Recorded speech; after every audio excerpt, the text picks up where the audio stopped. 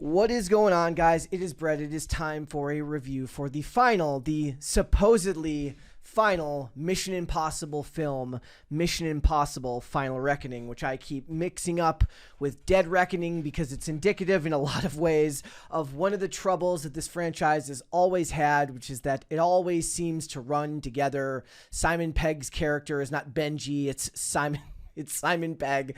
Ving Rhames' character isn't Luther, it's Ving Rhames, because in a lot of ways, a lot of the stuff in this franchise have kind of always run together, and it runs and it succeeds and it lives and dies on the charisma and the absolute insanity of Tom Cruise. And with that being said, this is still a franchise that I love to watch. It's kind of a meme on this channel that I think Tom Cruise is in many ways the last true action star and the last true, for a Hollywood multi-millionaire Scientologist, man of the people, when it comes to his ability to really promote his movies to the audience and remain, at least on the surface, in a way that is digestible to us, grateful for his ability to make movies for a living and share them with us. And I think in a lot of ways that infectious love of the industry shines through in his films and can sometimes offer a little bit of leeway when the movies don't always, work out. And that is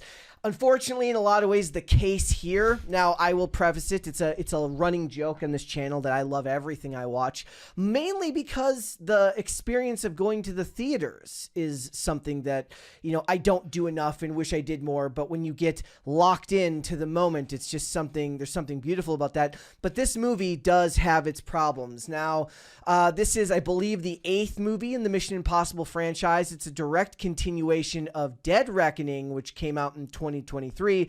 And what's hilarious is, as I have my notes section here, I have the bad of this movie, I have the good of this movie, and I have some general observations. And when I went to start thinking about how to describe the plot, I ran into something that I didn't even necessarily have in my bad section, which is that it is so convoluted. The storyline around this malicious artificial intelligence, the entity, is so convoluted and dumped in so much exposition that you kind of get where I'm coming from. The villain is still S.I. Morales' Gabriel from the previous film, who unfortunately I think gets shortchanged, as he looks like he's having a lot of fun in this movie when he's on screen, but there's whole large swaths of the movie where he's gone, and he is kind of your physical connection to this AI threat, because he is betrayed by the AI in the previous movie, and now he wants to control the AI, and there's a convoluted plot about how we can't just kill the AI the way that the government or that Tom Cruise that Ethan Hunt wants to,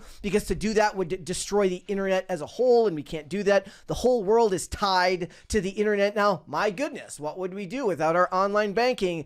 And it's convoluted and it's over the top, and the story struggles for it.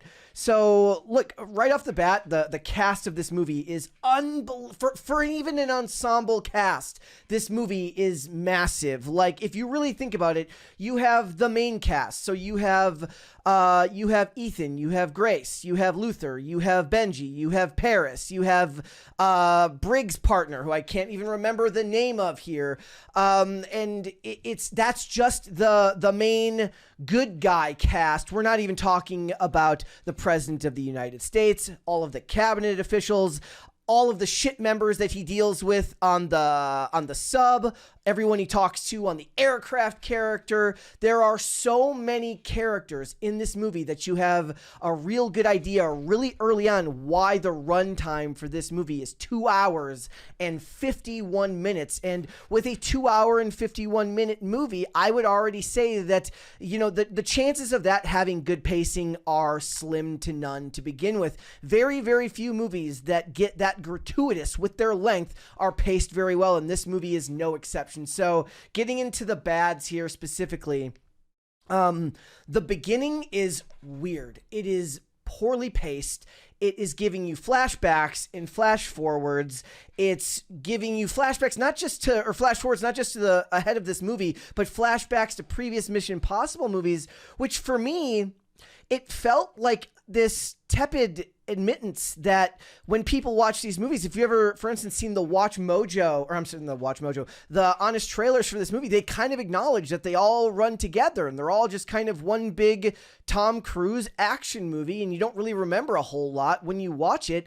And that's what those flashbacks really felt like they were doing. They were admitting to you that they didn't trust the audience to know what they were flashing back to. Now, it does help. I was there with my fiance, and she benefited greatly from the flashbacks because she's never seen a Mission Impossible movie in her life. But when you get the flashbacks to the first movie and the breaking into the vault, that's one thing. Look, you're going all the way back to, what was it, 1996, but you're getting these weird flash forwards as well with Luther's character. By the way, I am going to get into spoilers. I don't believe I've gotten into any spoilers yet, so be that what you do with that what you will. But when you get into these weird Luther fast forwards, and they're micro cuts to something that may or may not happen in the next 10 minutes, it absolutely bogs down and slows the pace way down and confuses the audience as you're trying to get this movie going, as Ethan gets his mission from the president and then has to go connect with Luther and Benji as Luther is working on this object called the poison pill, which you're supposed to connect with the source code of the of the entity. And just imagine how convoluted all of this sounds to me when they're doing it in dialogue. One of the things I love about this movie, so I'll break from the, my sectioning off here, is that it does a really good job of doing big budget action, non-political, non-ideological dialogue to kind of bring you into this real world threat, but it breaks the show don't tell rule, right? They're telling you, although I believe in an interesting way, they're telling you about the stakes rather than showing them to you. So one of the issues here is I may love that dialogue, and I kind of give my cap to them. One of the things is they keep talking. One thing you hear from Luther is he says, we're each on the right side of this door. And given the stakes that they're talking about, I almost thought he was going to say on the right side of history, which would have made me fall out of my seat and maybe die in the theater. It would have been hilarious. But the point is even if I like that, the average movie-going audience, they don't want to be told what the stakes are. They want to be shown what the stakes are. And when you're working with something innocuous like an AI, with AI, those storylines have to be well fleshed out. They need to show you in abundance why it's as dangerous as it is. And they don't really do that here. They talk up the dangerous nature of the AI and use its connection to all of the world's nuclear power systems going offline. But there are so many more interesting ways to show the power and the scope of something as dangerous as a malicious, all-powerful artificial intelligence that it felt like they were trying to flesh out a MacGuffin that really just didn't work. Now you go back and you think they connect it back to the anti-god and to the rabbit's foot, which again, I barely remember from all those. Like my favorite Mission Impossibles are really from Ghost Protocol onward, or from Rogue Nation onward, Ghost Protocol onward.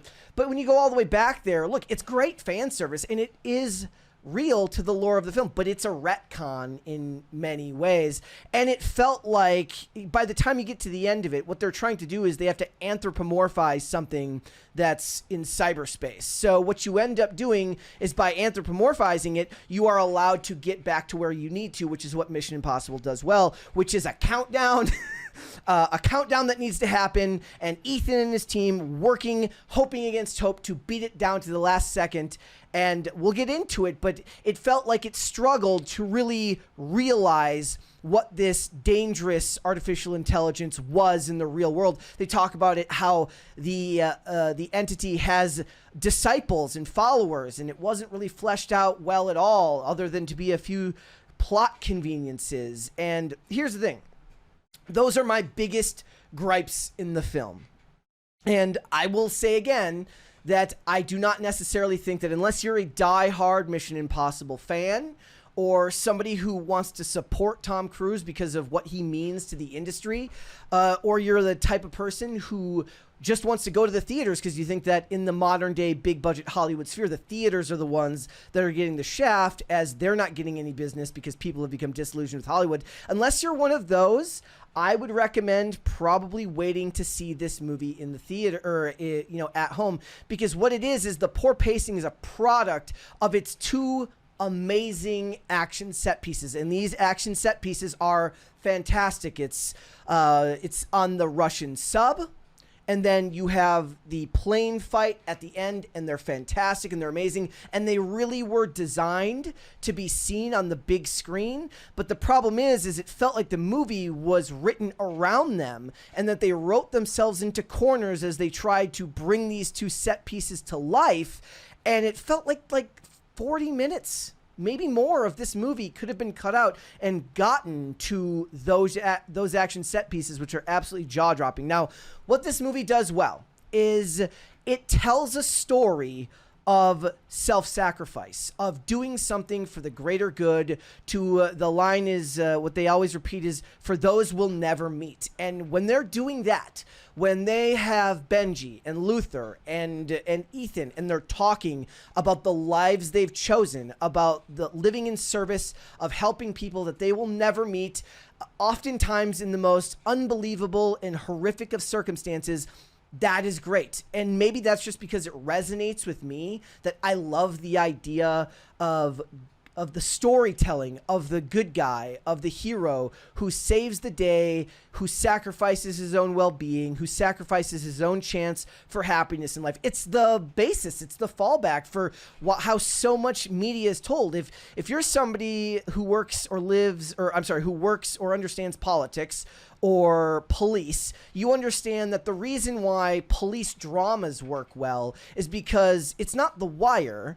It's not The Wire, which delves into telling you the nuanced story of policing, how it affects the community, and how the community, as it's affected, hurts itself and those around them. They are based on the general idea of a good guy who wants to solve crimes and help his fellow man. So when they do that on a large scale in big budget action movies, I'm a sucker for that. And that's something that I really, really love. So when they're doing that, it's fantastic. When Luther is giving his speech about sacrifice to Ethan from opposite sides of this door as a bomb is counting down that they know will have to end up killing whoever removes the nuclear material from it, those are done unbelievably well, and it lends itself to that type of countdown storytelling that these films have done so well in the past. Another standout for this was, on top of Tom Cruise and all the good that he does in these films, he really is a hero, is that the Ethan Hunt character is really a hero, is Haley Atwell has actual really, really fantastic chemistry with Tom Cruise and fantastic comedic timing, which is used in a better way than they do with the Paris character, which I actually laughed at a lot of the Paris character's line. If you don't remember, she was one of the ones who was after Ethan in the previous movie, but ended up being betrayed by Gabriel, so she joins the team. She gets the quirky one-liners that are indicative of, say, a Marvel movie, whereas Haley Atwell leans into a certain type of oddly physical comedic timing that works really, really well, whether it's her in close proximity to Ethan when they're talking, or it's the scene where they break out of this interrogation room and she has to watch him just destroy this person and flinch at every road. She's great. And what it does is it reinforces the fact that despite the fact that she's part of this team and she's a fantastic pickpocket and thief, she's not somebody that's necessarily a fan or accustomed to physical violence.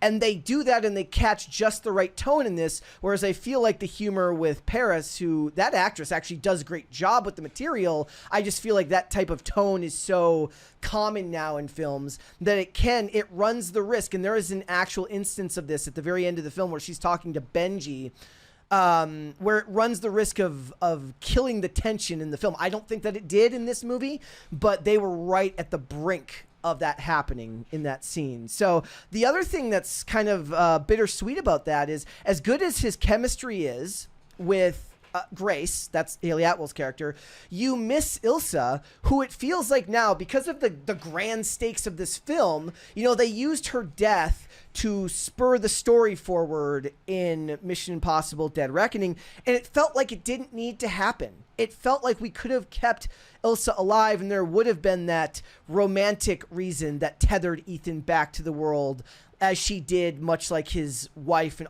everything that happened from the previous Mission Impossibles onward, the wife that he had to then later leave, and we all know what happened with that. In the end, it felt like Ilsa would have made just as much sense in there as the Grace character, but luckily for this film, and I do think luckily, he has fantastic chemistry with Haley Atwell, Tom Cruise does, so it isn't felt nearly as much. I think the die-hard Mission Impossible fans will kind of feel like they should have kept Ilsa in there, but it crossed my mind. The other thing here is that he shines in the action scenes. Tom Cruise shines in the action scenes. Again, I think that they use these set pieces ineffectively in how long it takes to get from one to the other, but one of the things that's great about it is Tom Cruise, as an action star, is not afraid to look uncool. There are moments where he is on this plane and it is very clearly him, and the wind is absolutely just obliterating his face and making his cheeks fly back and make funny faces.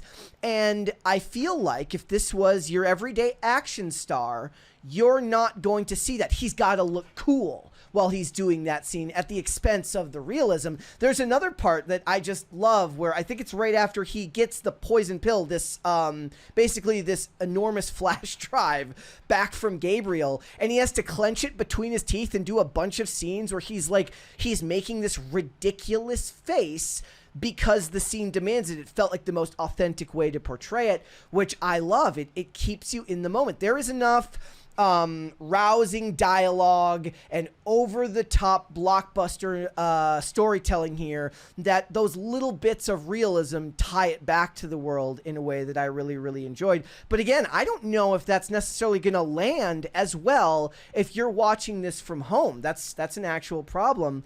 The over-the-top and self-serious dialogue is, again, feels devoid of ideology, which I really, really like. I'll refer back to what he said about Luther, and then I guess I have some general observations as well. For as much as I didn't like about the movie and the things that I did like about the movie, there was also some things that just kind of hit me, which was like, I saw that Jeremy Jahns compare it, that it's becoming a bit of a parody of itself, like Fast and the Furious.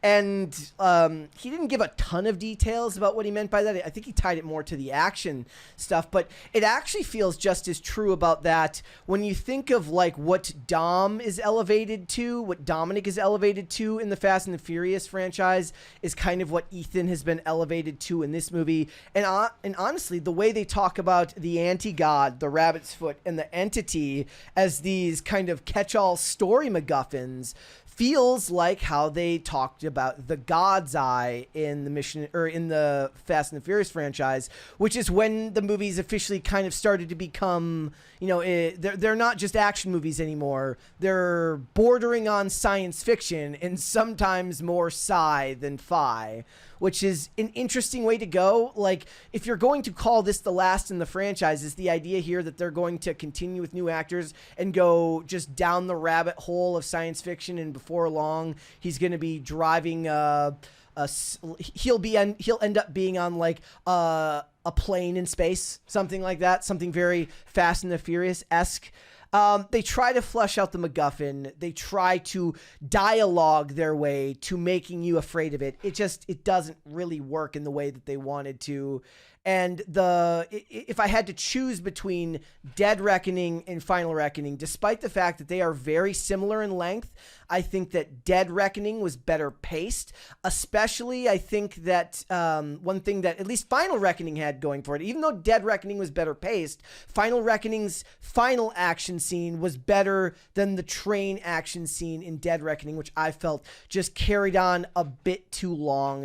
It was too much for me. I felt like the way that they paced the dog fight and then the countdown in Final Reckoning was superb, but all it did was kind of make me sad for the fact that if they had been able to cut 20, 30, 40 minutes out of this movie, which they could have done, the time on the American sub before he goes down to the Russian sub, the time on the aircraft carrier, it just felt like a lot of that was extraneous and could have been cut out. You could have definitely trimmed down the stuff with the president and the cabinet, though there was a couple of great moments there that I really enjoyed. And again, I think my biggest takeaway right off the bat was that the flashbacks just felt like this tacit admission that they understood that a lot of people are going to go into this movie and not remember a whole lot from the previous movies because they always kind of run together. For the people who are not necessarily fans of the franchise, that's probably a good thing, like my fiance. But for the fans of the franchise, they may see that in some ways as a little bit of a betrayal because it ended up hindering the pacing here. You sacrificed the pacing in your current film for the chance to look back at moments that might not necessarily have needed to be shown in past films. And even the reveal at the end, which was hilarious, the reveal of the Briggs character to be Phelps's son was because the Briggs character was hilarious. Just, him chasing after Ethan these last few movies. I don't know if it needed to happen. I don't know if it necessarily tied up any loose ends. I know that a lot of people, if I remember correctly, the Phelps character in the show was integral. And if I was watching something earlier this week that the actor had the chance of reprising the character in the film, but spoiler alert, in the film, he's evil. The actor didn't want to do that because he felt like it was a betrayal of the character, that this was a way to kind of apologize to the audience for that betrayal by having at the end of the movie, Briggs, or Phelps' son, shake hands with Ethan.